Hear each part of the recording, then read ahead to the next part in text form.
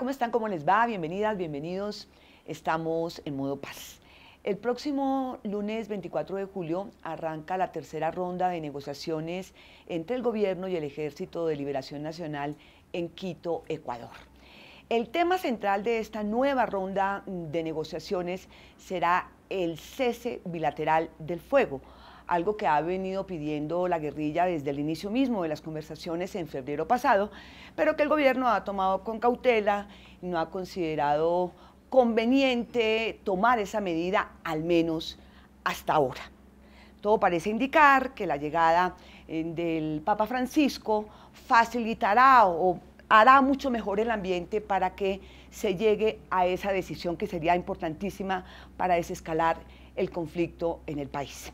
Pues para conversar de este y otros temas y otros detalles de la mesa de negociación, me acompaña precisamente el jefe de la comisión negociadora por parte del gobierno, el doctor Juan Camilo Restrepo, senador de la República, varias veces ministro, candidato presidencial, y ahora metido en estas lides nada fáciles de lograr un acuerdo, una negociación que por fin conduzca a la paz con este que ya es el último grupo guerrillero que queda en el país. Para arrancar, doctor Restrepo, muchas gracias por aceptar esta conversación. No, muchas gracias, Gloria Cecilia, por la invitación, muy complacido. Bien, se cumplen ya 5 meses largos de negociaciones, de conversaciones con el Ejército de Liberación Nacional. ¿Considera usted que ahora sí están dadas las circunstancias para llegar a un cese al fuego bilateral?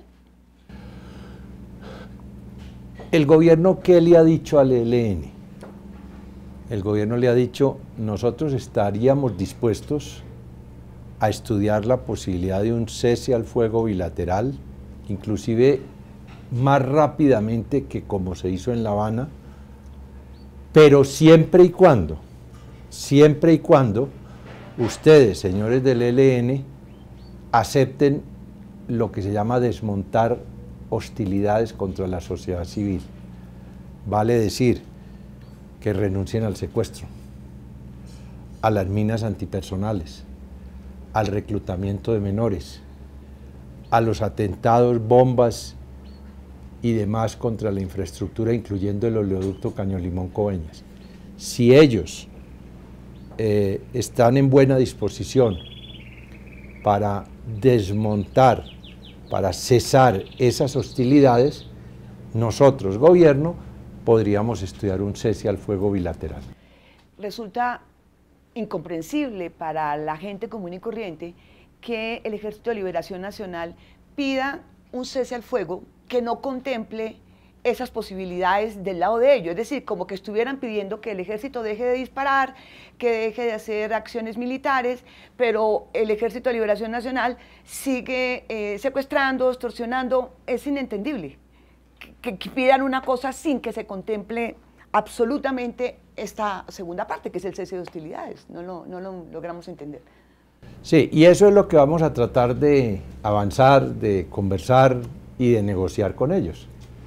Ellos tienen que entender que el mero silenciamiento de fusiles, que sería el cese al fuego propiamente entre los combatientes, el ejército y ellos, no tiene la menor posibilidad de pactarse si simultáneamente no hay un desescalamiento de hostilidades contra la sociedad civil, que es la que más está sufriendo, que es la que mayores rigores sufre de esta confrontación.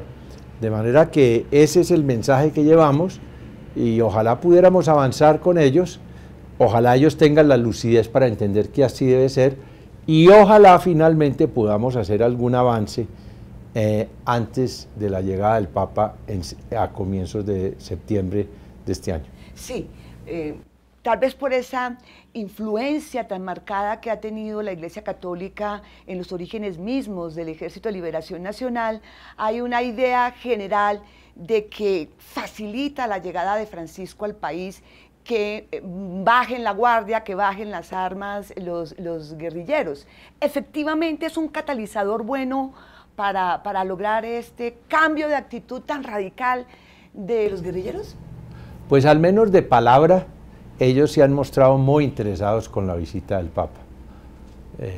consideran que es una buena ocasión, que un papa no llega a Colombia sino cada 20 años, repiten, y que sería muy interesante poderles mostrar al papa algo importante. Nosotros, ¿qué les hemos dicho? Mire, hay dos maneras de prepararnos a recibir al papa, ya que ustedes le dan tanta importancia, y nosotros también como gobierno, por supuesto. Una es que el papa en alguna de sus homilías haga alguna referencia general en pro de la paz de Colombia, como la hizo en Cuba. Eso está bien, pero de ahí no pasa. Lo otro es poderle decir al papa, mire, Santidad, aquí estamos en el proceso de negociación de la última guerrilla, probablemente del continente, y la última guerrilla ciertamente de Colombia.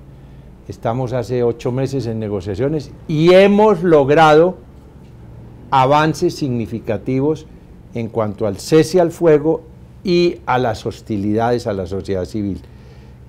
Hemos dado, para utilizar su fraseología, Santidad, el primer paso. Y la gente común y corriente, que es la que más sufre, con los secuestros, con las minas antipersonales, con el enrolamiento de menores en las filas del ELN y los atentados a la infraestructura, ven en estos avances un alivio a sus sufrimientos. Eso venimos a contarle que hemos avanzado. Eso sería mucho más interesante que una simple admonición por la paz de Colombia en una de sus homilías. Sí, y se logrará, porque es que el Papa viene a principios de septiembre, la tercera ronda arranca ahorita el 24 de julio, se tendrá el tiempo suficiente para que quede bien diseñado un cese al fuego bilateral, porque a la hora de que se diseñe un cese al fuego bilateral, que se rompa fácilmente o que solamente cubra la visita del Papa, porque ya han hecho ellos algunos ceses del fuego unilateral, sería tremendamente contraproducente para la confianza en el proceso y para el apoyo político. Sí.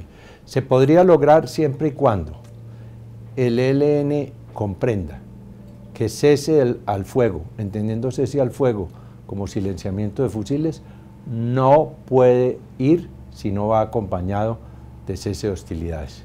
Es decir, medidas humanitarias que desescalen el conflicto y lleven un alivio a la población civil. Si el ELN entiende, se aviene y rubrica eso, perfectamente de aquí a la venida del Papa podemos hacer avances. Ha dicho ya varias veces, se entiende, como si estuviera, ahí sí como dicen las mamás, enranchado en que cese al fuego, sin cese de hostilidades, el Ejército de Liberación Nacional, porque quiero hacer una acotación aquí. Uno de los gestos de buena voluntad durante el proceso con las FARC fue que las FARC declararon un cese unilateral del fuego que fue desescalando el conflicto, un acto de buena voluntad que todavía no ha hecho los guerrilleros del ELN. Sí, las modalidades tienen sus peculiaridades. Y evidentemente las FARC, que son muy pragmáticas, de manera unilateral decretaron un cese al fuego, ellas, y un cese de hostilidades. Dijeron, dejamos de secuestrar, dejamos de enrolar menores, dejamos de poner minas antipersonales, renunciamos a la extorsión. Y eso facilitó mucho para que entonces en reciprocidad las fuerzas militares fueran bajando la presión militar, hasta llegar a un punto en que ya se firmó el cese al fuego final, con entrega de armas, etc. Acá el ELN no ha dicho con claridad cómo es que quiere proceder, si va a ser por alguna vía unilateral o bilateral. Bilateral quiere decir negociado todo. Usted me da, yo le doy. Usted me da, yo le doy. Espero. Sí. Eso es lo que vamos a hablar ahora a comienzos de la semana entrante en Quito. Ya. Pues obviamente que tenemos toda la experiencia de 5 años. Llevan 5 meses negociando y fueron 5 años negociando con las FARC.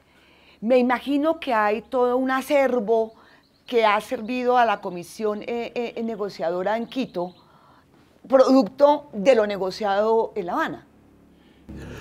Claro, hay un gran acervo, no solo en los acuerdos mismos que se firmaron y que se están en este momento implementando entre el gobierno y las FARC, muchos de los cuales tendrán que servir analógicamente a este proceso en su momento. Por ejemplo, la justicia transicional. No tendría sentido volver o intentar volver a cortar una justicia transicional a la medida del ELN cuando ya hay todo un desarrollo que bastante trabajo costó desarrollarlo.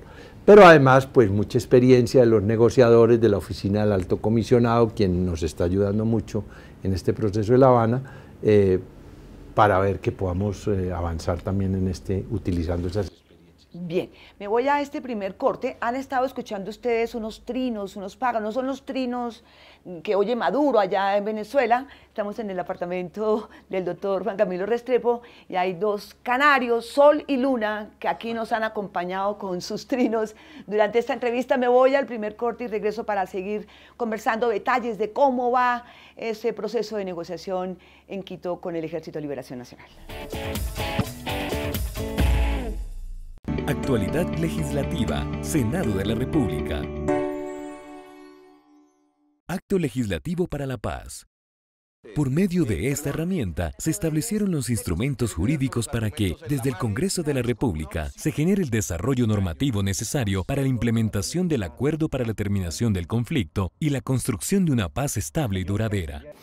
El Acto Legislativo para la Paz es la herramienta central que le posibilita al gobierno, por un mandato de la sociedad y del Estado, hacer y concretar una negociación de paz. ¿De qué manera? Primero, se le entrega un esquema especial para poder aprobar más ágilmente las reformas constitucionales, las leyes estatutarias, las leyes orgánicas, las leyes que puedan definir tributos en el Congreso. O sea, lo pueden hacer de una manera más ágil. Normalmente una reforma constitucional tardaría un año. Con este acto legislativo pueden hacer una reforma constitucional votada y debatida en el Congreso en menos de 2-3 meses, como efectivamente ya ha venido pasando. El primer paso fue la refrendación del acuerdo firmado entre el Gobierno Nacional y las FARC por parte del Congreso. Y es lo que ha posibilitado que hoy el Congreso de la República esté aprobando unas reformas constitucionales, creando la Justicia Especial para la Paz, pero también el que ha generado la confianza para que los colombianos veamos algo inédito, algo realmente interesante, y es los guerrilleros marchando no a una toma guerrillera, no a un enfrentamiento con la fuerza pública, sino a agruparse en unas zonas de concentración y prepararse para la entrega de armas. Actualidad legislativa, Senado de la República.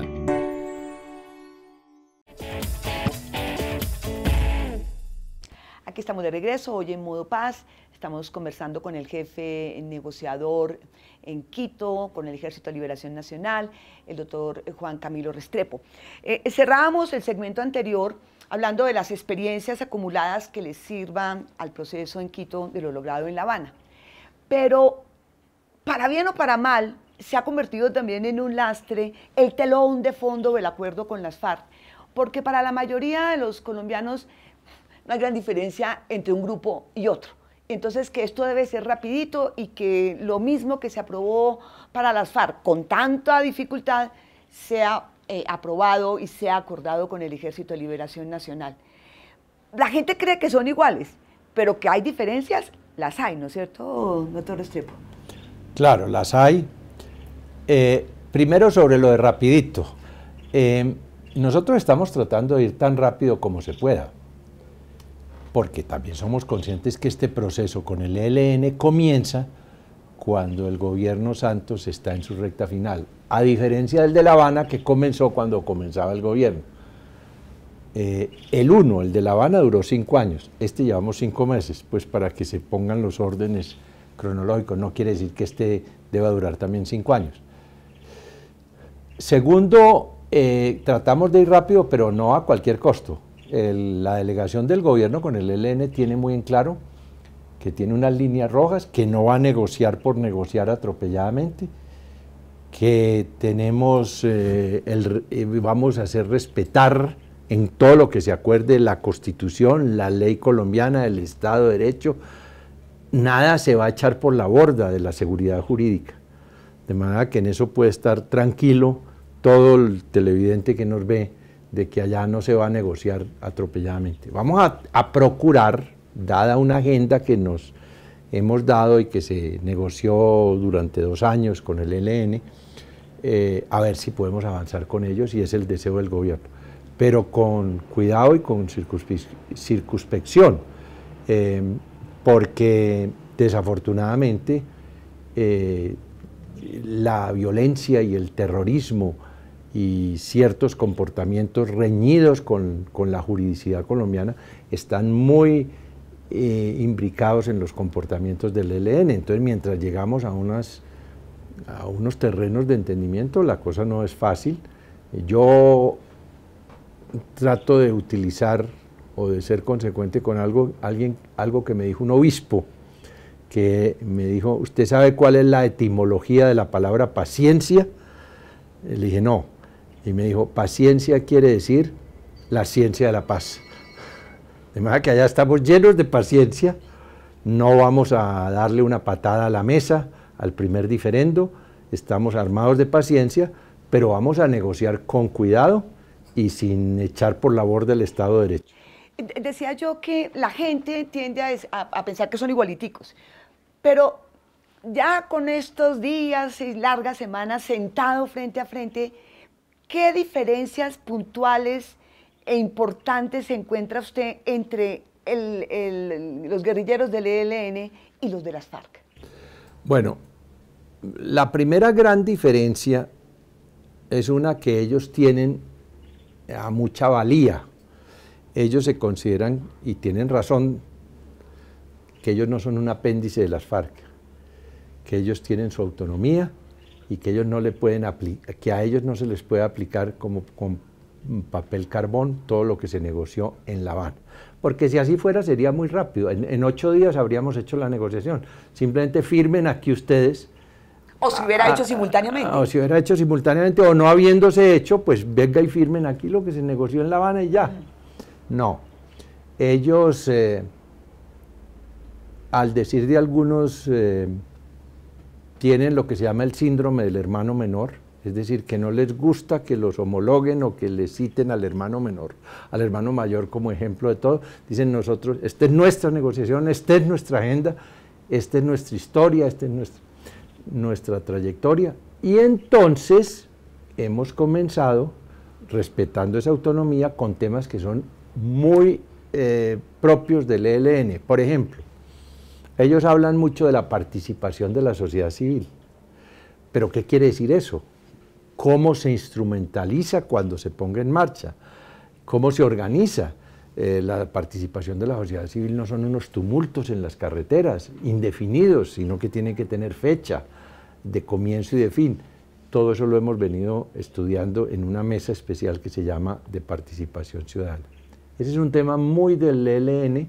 Y casi que es el primer punto, a diferencia de las FARC, que era la Es el primer punto de la agenda, a diferencia del otro, de La Habana, que le dio mucha importancia a la agenda de desarrollo rural y de acceso a la tierra.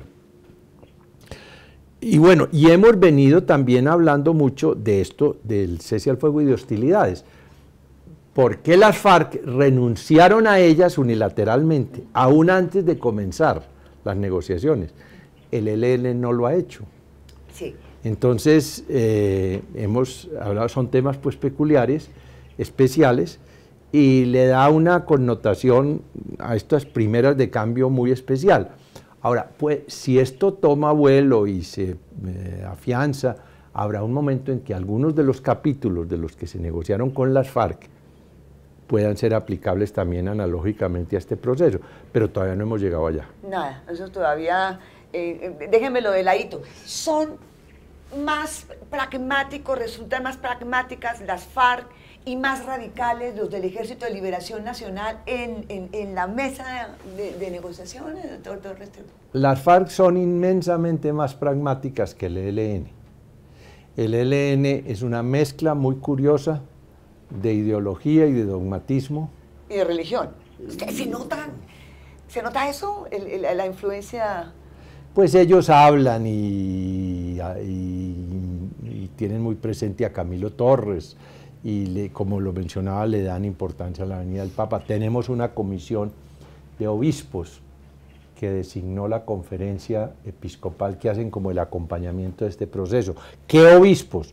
Aquellos cuyas diócesis están en las sedes de mayor presencia del ELN, Arauca, Catatumbo, Chocó, está el obispo de Cali. Este tipo de obispos crearon una subcomisión y también nos acompañan. Ellos oyen a la Iglesia Católica. Pero lo interrumpí definiéndome las diferencias, entonces iba, dogmáticos, menos pragmáticos que las FARC, ¿qué otro diferencia de carácter? Otra diferencia es que las FARC son mucho más monolíticas. Se da en el secretariado de las FARC una orden y se cumple aguas abajo en todos los frentes y hasta el último rincón. El ELN es más difuso, el ELN más que un frente alzado en armas es una federación de frentes alzados en armas. Y eso le incorpora también una dificultad a esta negociación.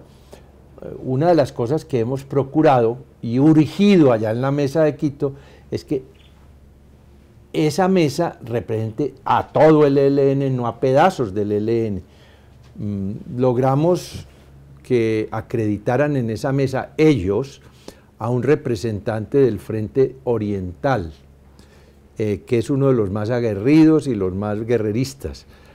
También pedimos que estuviera alguien del Chocó. Dijeron que lo iban a llevar, no ha aparecido todavía, pero esperemos que llegue. Es decir, que el ELN hable como una sola voz no es tan fácil como que la FARC lo haga. Lo que dificulta mucho la negociación porque los entendidos dicen a la hora que se rompa la unidad de mando, ¿con quién es que está negociando Juan Camilo Restrepo y el gobierno allá en Quito? Sí.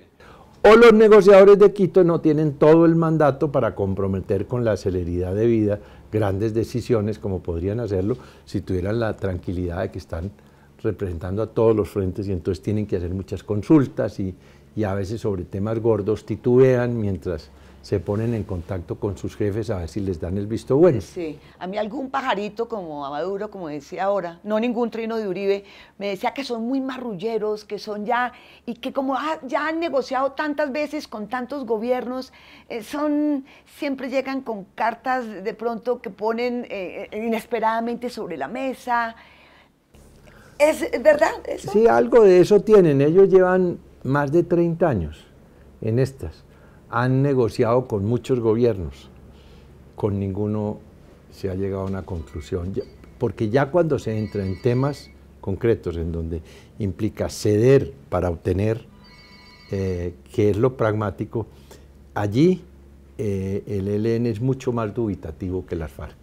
Como si no tuviera claro que después de 50 y tantos años, porque son tan graduados en su versión como las FARC, como si no tuvieran el convencimiento profundo de que las armas no son el camino de tomarse el poder, doctor Restrepo. El ELN nace en los años 60 del siglo pasado, muy de la mano con la Revolución Cubana, muy al influjo y al ejemplo de un caso en donde un grupo subversivo, el de Fidel Castro, se tomó el poder en Cuba. Y eso movilizó el imaginario de toda la guerrilla latinoamericana.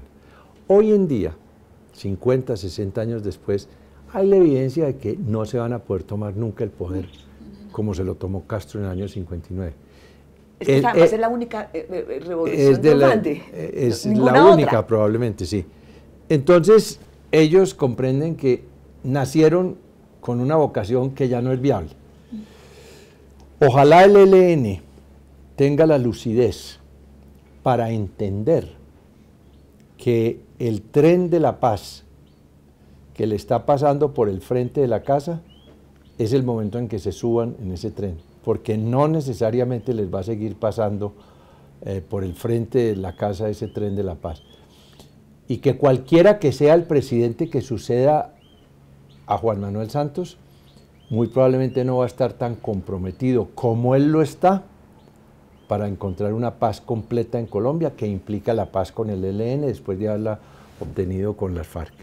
Sobre todo que el país, lo que muestran las encuestas, es que la gente está, yo no sé si el término es indicado, me disculpan, hasta acá de las FARC. Fue tan lento, tan complejo, tan desgastador el acuerdo con las FARC, un grupo que es 6 o 7 veces mayor que el del Ejército de Liberación Nacional, que al perder el apoyo político y la confianza de la gente, pues simplemente no hay un apoyo para que continúe una negociación a fondo con el ELN, sino que acabarlos, como quiere Uribe.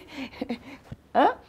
Bueno, claro que él intentó también negociar con el ELN. Sí, también. ¿No? Pero darle bala definitivamente sin sentarlo varios años, sí, tuvo sí, negociaciones sus consejeros y plenipotenciarios con el ELN.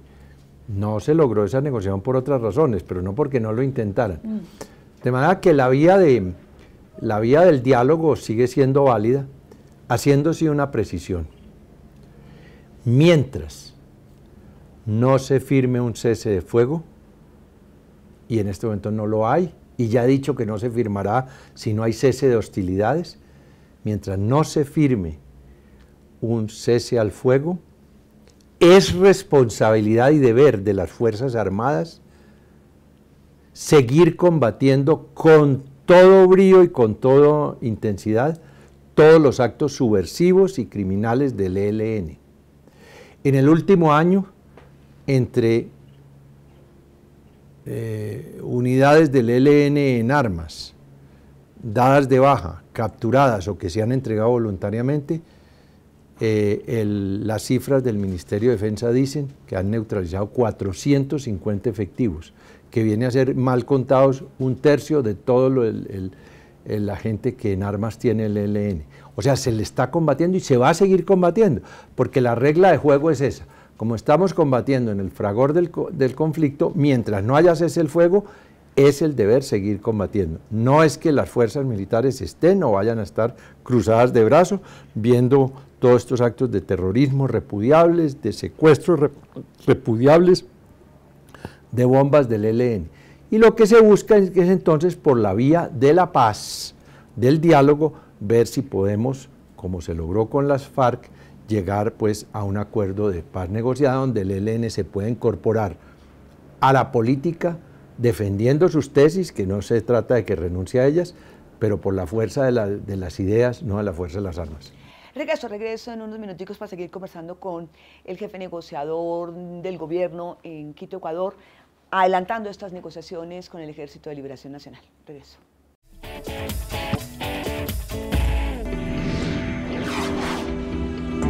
Actualidad legislativa, Senado de la República. Acto legislativo para la paz.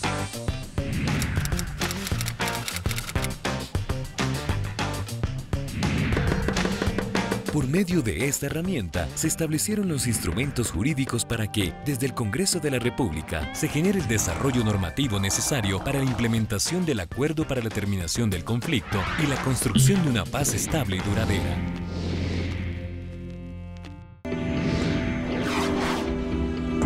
Actualidad legislativa, Senado de la República.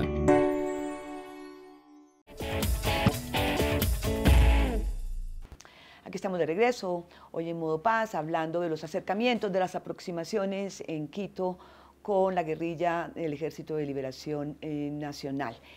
Ya hemos visto fotos de las FARC como asesorando, como transmitiéndole al Ejército de Liberación Nacional, me imagino que estrategias y puntos de lo que fue la negociación en La Habana. Todavía no hemos visto los colombianos una foto de usted con Sergio Jaramillo, con el comisionado de paz, intercambiando experiencias sobre negociación, doctor Camilo Restrepo. No, pero fotos sí hay, pero además sí encuentro muchos, porque la oficina del Alto Comisionado de la Paz es en cierta manera la Secretaría Técnica de Apoyo del grupo de negociación con el ELN en Quito. Entonces, con Sergio Jaramillo y con toda su gente. Hablamos frecuentísimamente, nos visitan, más aún nuestros sitios de reuniones habituales allá en las oficinas del Alto Comisionado, y con Sergio Jaramillo yo personalmente pues mantengo, no de ahora, sino desde muy vieja data, muy buenas y estrechas relaciones. Cuando yo era embajador en Francia, él era mi primer secretario en la embajada y desde entonces hemos tenido muchas cercanías. Cuando yo era ministro de Agricultura, colaboré durante 3 años desde el ministerio en la confección y en el diseño de lo que hoy es el punto número 1 de los acuerdos de La Habana. Todo lo de tierra, claro. Todo lo del tema claro, agrario. Tenía 3 delegados permanentes sí, míos en La Habana, a nivel técnico. De manera que no, con ellos mantenemos muchas relaciones y nos apoyan mucho. Y ahora que está pues dedicado más al proceso de implementación de los acuerdos de las FARC, me imagino que tiene tiempo y gente disponible para que se tenga soporte usted allá en Quito. Sí, porque toda esa infraestructura que se montó desde el lado del gobierno para seguir, apoyar, documentar la negociación con las FARC, en cierta manera empieza a quedar ahora redundante ya cuando se firmaron los acuerdos y se están implementando. Entonces parte de ese recurso humano y recurso técnico lo estamos heredando nosotros en la mesa de negociaciones de Quito. Ya.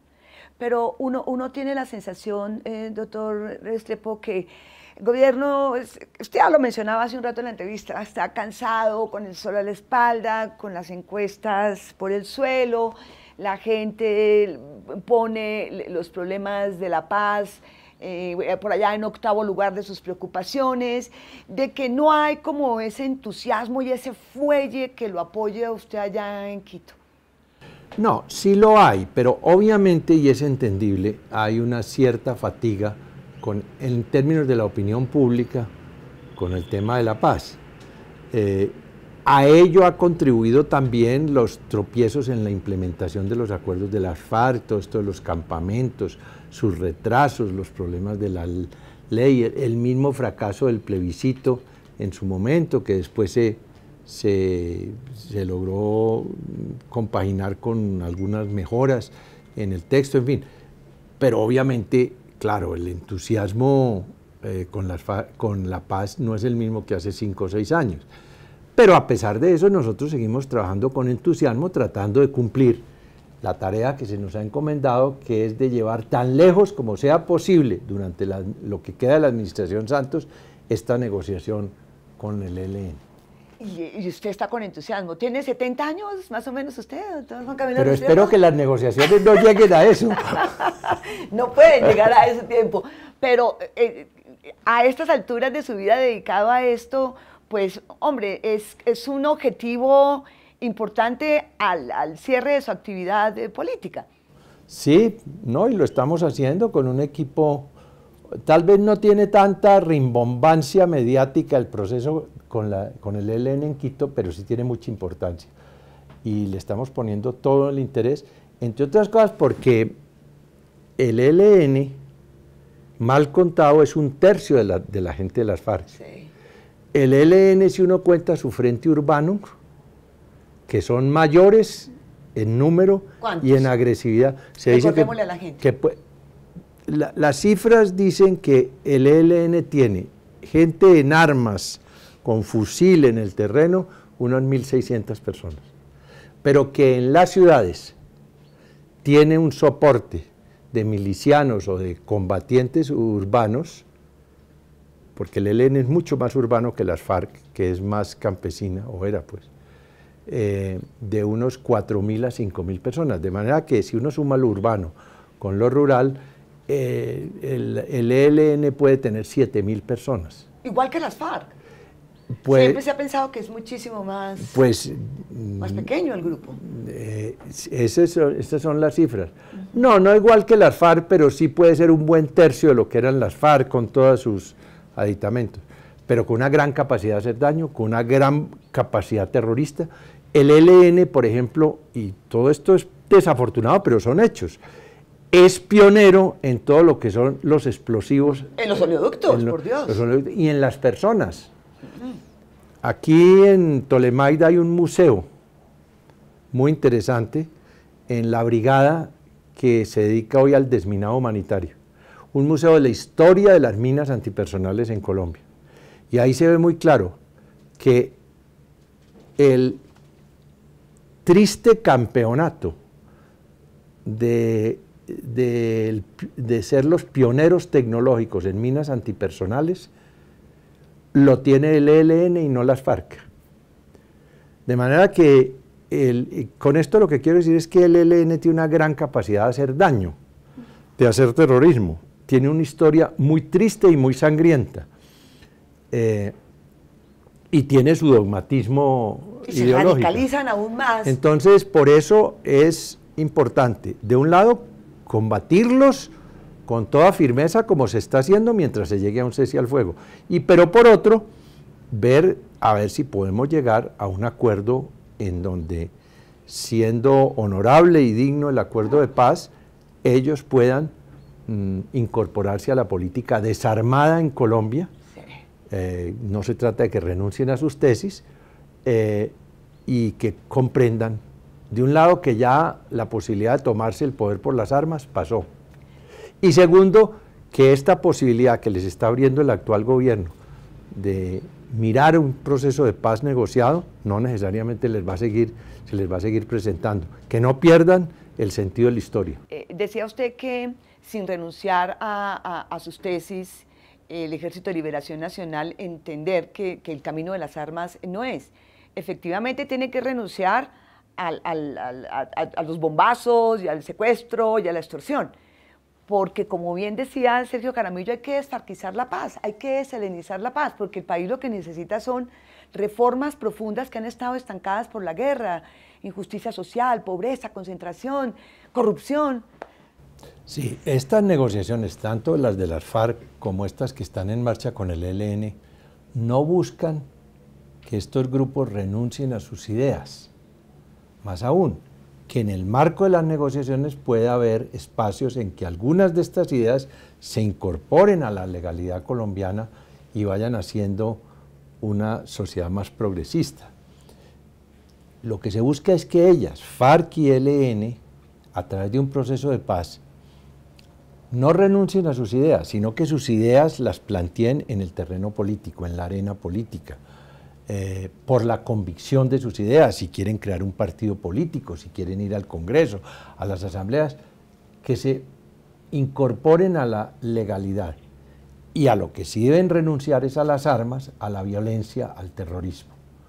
Ese, en el fondo, es la gran ecuación que hay que tratar de redondear en estas negociaciones de paz. Bueno, el final del acuerdo con las FARC tiene ahora a De la Calle buscando ser el próximo presidente para poder defender los acuerdos de paz, amenazados por el uribismo de volverlos trizas. ¿Cómo se ve usted en un tiempo si llegase a lograr un acuerdo de paz con el Ejército de Liberación Nacional? ¿Se ve haciendo política? No, cuando uno está de negociador y sobre todo cuando está en ejercicio de esas negociaciones, no puede tener otra agenda diferente que las negociaciones. De manera que yo no estoy pensando en ningún futuro diferente del que comienza en Quito el próximo 24 de julio. Me parece muy bien. Ya han anunciado algunos que si no se adelanta y se avanza bastante, este proceso con el Ejército de Liberación Nacional queda trunco. Si el señor Vargas Lleras llega a la presidencia, ya nos lo anunció el presidente del partido, no le van a seguir apoyando. Sí, precisamente como el tiempo es corto, no solo cronológicamente, sino políticamente, este es un proceso de negociación con un grupo alzado en armas que se está adentrando en la negociación cuando está calentando motores la campaña política y evidentemente ya algunos grupos o coaliciones ya empiezan a tirarle pedruscos a la negociación o algunos anunciar que si llegan al poder acaban con las negociaciones con el ELN. Nosotros lo que quisiéramos es llevar estas negociaciones tan lejos como fuera posible, así no se terminen durante el gobierno de Santos en su totalidad, pero tan lejos que el nuevo gobierno no las pueda borrar de un plumazo. ¿Y qué quiere decir llevarlas tan lejos? Por ejemplo, ahora concretamente avanzar hacia un cese al fuego y hacia un cese de hostilidades. Porque si se llega a un buen cese de hostilidades, no secuestro, no minas, no bombas, no oleoductos volados, cosas de esas, entonces la sociedad civil se va a volver un soporte de esta negociación. Dice, claro, bueno, esta negociación no ha concluido, pero nos está trayendo ya unos beneficios en cuanto que este terrorismo y estas acciones violentas del ELN han desaparecido.